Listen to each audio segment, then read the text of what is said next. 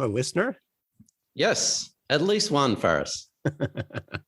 Maybe two. Welcome to the Bitcoin Basics podcast with your hosts, Faris and Gordon from CoinCompass.com, enabling you to safely buy and securely store your Bitcoins. All resources are in the show notes and description, including our disclaimer. Visit BitcoinBasicsPodcast.com to subscribe and discover other free content. Hi, everyone. Welcome to another episode of the Bitcoin Basics podcast. I'm your host, Faris, here with Gordon again. And it is the 5th of April, 2021. The price of Bitcoin is 57,660. The block height is 677,813. Gordon, what are we talking about today? Hi, Faris, and hi, everyone. We have a listener submitted question. And just a reminder, you can submit your question like this one, and we'll answer it on an upcoming episode. CoinCompass.com/ask if you want to do that. We have a listener? Yes, at least one, Faris. Maybe two.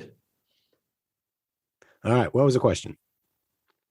Hi there. I'd like to know the difference between the Lightning network and Liquid. So what is it? What's its origin? And how do you actually use both of those technologies? Thanks. Okay, Gordon, that's a really good question, that one. So what is the difference between Lightning and Liquid? How about I explain the Lightning side and I'll leave you to explain the Liquid side? Go for it. Thanks. So the Lightning network basically came in a couple of years ago on the Bitcoin network. It's what we call a layer 2 network. So I'll try to get a little bit technical, but not overly technical. So Bitcoin, the blockchain, the block heights go through about every 10 minutes, which means a transaction is confirmed and settled in an average of 10 minutes. It can be a few minutes and it can be 20 minutes. So if you're doing mini transactions, buying coffee, stuff like that, it's not designed for that. You're not going to wait around 10 minutes for settlement. So the Lightning Network allows mini transactions or transactions that are peer-to-peer off-chain. So if I know Gordon, I trust Gordon. Well, I know Gordon. I will send him some money directly peer-to-peer on the Lightning Network. So I can use his address, his Bitcoin address, and we can do this multiple times over a month. What we then do is at the end of the month, we then process those Lightning transactions through the blockchain itself. So even though we may have had 30 transactions over a month on the Bitcoin blockchain, it comes across as one transaction. The Lightning Network is instantaneous and it's not recorded on the blockchain until we close that account. So that's basically how Lightning works. It allows micro immediate payments of Bitcoin, which you wouldn't otherwise be able to do on the Bitcoin blockchain itself. And then it records all those in one lump sum on the blockchain. Gordon, any corrections there before you want to explain Liquid? If you enjoyed this podcast, please subscribe, like, and share so we can find others like yourself.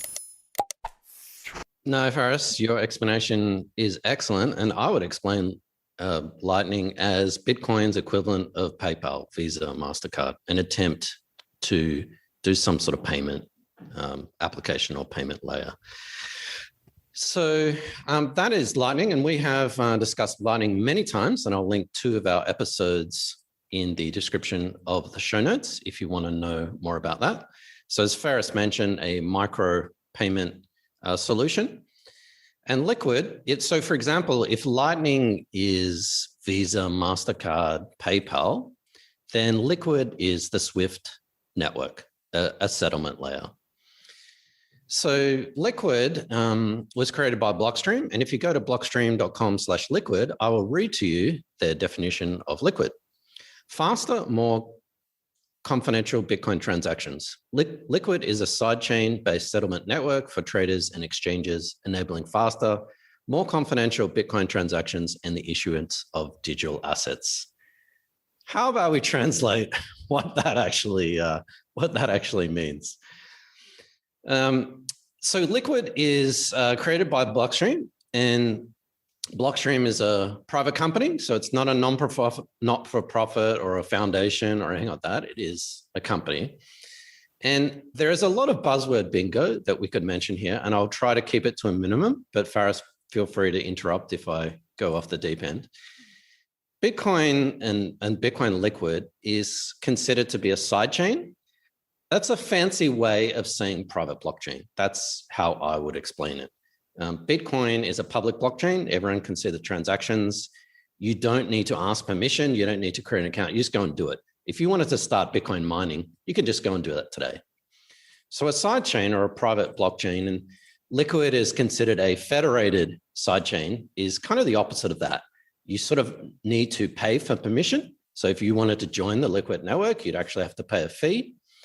And it is private. The transactions aren't actually released on a blockchain to the public. There is a blockchain.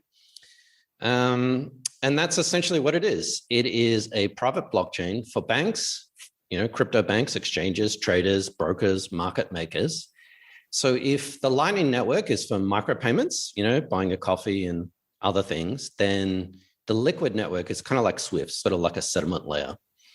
So Bitcoin, as we know, has 10-minute blocks. The Liquid sidechain has 1-minute blocks.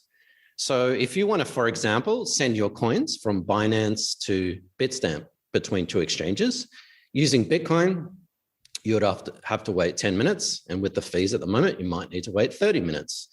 With Liquid, two exchanges could actually be on the Liquid network. And essentially, they're sending from Bitcoin to Liquid and then from Liquid back into Bitcoin. And that could take under a minute. So as you can see, there are enormous advantages. You essentially have almost instantaneous transactions between sort of major parties. I won't go into it, but there's something called confidential transactions, so you can actually do things privately. The other advantage of Liquid is that you can tokenize assets. So you can do other sort of non-Bitcoin stuff.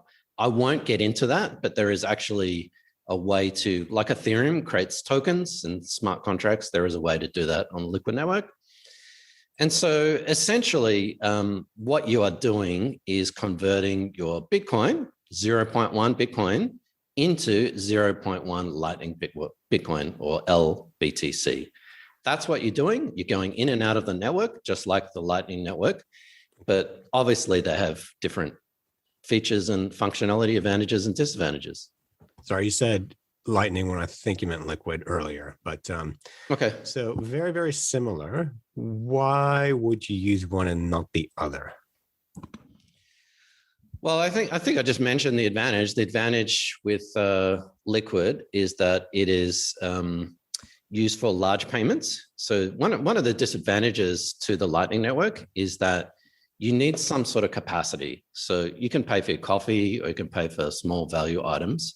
But if you try and buy something of significant value, it depends on who you're dealing with, what we call the channel. And so, for example, if you're buying, $5 coffee, then that's fine. But if you try and buy a high value item, that particular vendor or whoever you've got your what we call a Lightning channel agreement with might not have enough funds available. So you can't actually do a high value Lightning payment. That's probably the main thing. And I would say perhaps the other thing is it's useful for traders. So when traders sort of go in and out of different exchanges, between exchanges, maybe doing some sort of arbitrage between exchanges and between exchanges themselves. So I see those as the two big advantages. Cool. Thank you, Gordon. Well, hopefully that explained the question. If it didn't, please hit us up again. Ask us, criticize us, request more details, anything at all. Where can people reach us, Gordon? Please definitely criticize us. People can get to us at bitcoinbasicspodcast.com. There you have access to all our social media platforms, a podcast, YouTube channel, a link to ask us a question. Like this person did, we can't mention their name because they came through as anonymous, which is absolutely fine. And if you want to ask a question, coincompass.com/ask, and we will answer it just like this one. Cool. Nice. All right, let's do our next one. Thanks for watching or listening. Please visit coincompass.com/free to register to our socials and discover other free content. Subscribing, liking, and following helps this content remain ad-free. Until next time.